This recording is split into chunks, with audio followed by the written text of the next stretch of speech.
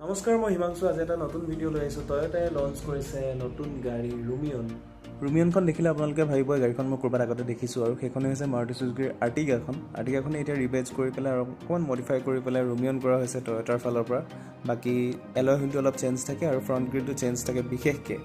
আৰু এইখন গাড়ীত আপোনালোকে বহুতকেইটা স্মাৰ্ট টেক ইউজ কৰিব পাৰিব মোবাইলৰ পৰা বা আপোনালোকৰ স্মাৰ্ট ৱাটছৰ পৰা গাড়ীখনৰ ইঞ্জিন অন কৰিব পাৰিব এচি অন কৰিব পাৰিব তেনেকুৱা বহুতকেইটা ফিচাৰ্ছ গাড়ীখনত আপোনালোকে লাভ কৰিবলৈ সক্ষম হ'ব ৰুমিয়নত দুটা ইঞ্জিন অপশ্যন উপলব্ধ হ'ব এটা হ'ল পেট্ৰল এটা হ'ল